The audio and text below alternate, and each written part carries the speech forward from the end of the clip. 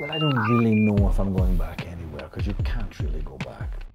When Charlie listened for the first time to the Lostboy record, what was his He hasn't heard it. He hasn't heard it. No, he hasn't heard it. Okay. And what do you think that he will say? I think he'll like aspects of it.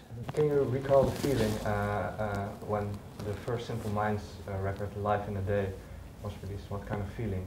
Yeah, it's a much different feeling from I have with Lostboy. Unfortunately for Life in a Day, see, we didn't really know how to make records or anything. It was our first. But we made these demos before Life in a Day, a year before, and they were really great. Everyone who heard it wanted to sign us, and journalists wrote about them. And then when we went to make the album for real, it sounded good, but it didn't feel as good as the demos did, and we didn't know why. We had lost something along the way. We'd played the songs too much, we'd got bored with them, but we didn't know that. Only experience taught us that. So when the album was finished, actually, deep down, it took for a while for us all to see it, but deep down we were kind of going, it's good, is it?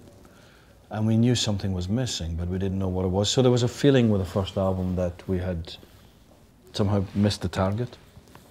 What was the thing that, if you look back on it now in retrospect, what was missing back then? The life had already gone out of it. I mean, I don't want to talk it down because people like it, and there is still something there. It's good-ish.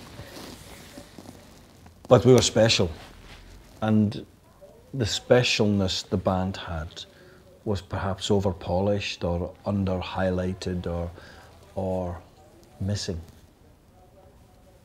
And what was the first album of Simple Minds where that feeling was captured? Empires and Dance. Empires and Dance was a. This is us, you know. And I mean, there was signs on Rail to Reel, but Empires and Dance was. I Travel, 30 frames a second. This Fear of Gods was good, and there's a song called Today I Died Again, who Morrissey has just written and said it's one of his favourite songs. You'd never expect Morrissey to say that about Simple Minds. It was starting to get strong. Sons of Fascination was very strong, but it was too ambitious. And then New Gold Dream, the alchemy was right.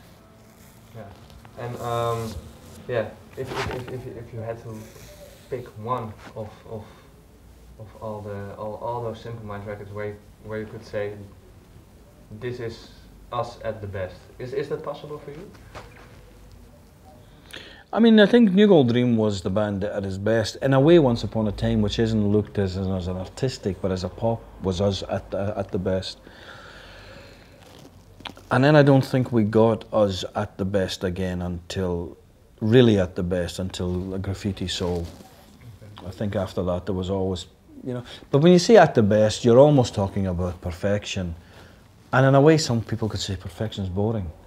You know, it's nice when there's things wrong or missing or a bit more interesting or whatever. The mistakes are important, but kind of, I think, for me, I think the landmark albums are New Gold Dream, Once Upon a Time, and the Graffiti Soul was getting really, really good. We got our confidence back with an album, Black and White, which had a lot of good stuff, but was just, our confidence wasn't fully back yet, so it's a little bit, loses 10 or 15%. And do you have the feeling with Lostboy that it's you at the best? It's a great start. It's a great start for this new project. I think it's a great, ambitious start, full of good songs. He still has to find his way.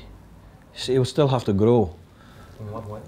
Well, to be his own original thing, you know, to come out of the shadow of Simple Minds. But Simple Minds, as I just said, took 3 albums, so even that's kind of authentic. Yeah, it's good. Okay. So, like you were just saying, beauty can be in imperfection. are those imperfections, that beauty of the beauty of the imperfections? Can you say that they are on Lostboy? Oh, I'm sure. I'm sure.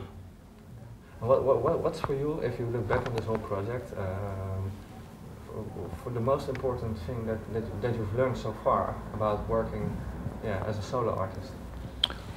I move good at this pace. I move good at this speed. I'm already working on Lostboy 2. I don't want to talk anyone down because I'm also happy moving at the pace I do with Simple Minds. It does not, but I just, there's more.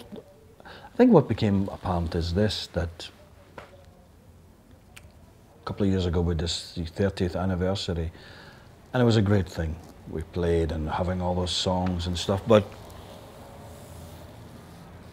this has been a great story. I've been so lucky, so privileged to be part of this story. So lucky to have people enthusiastic about it too. But is it the only story in life? Must there only be one story? Can you only have one act? And that's what we're about to find out in my case. Thank you very much.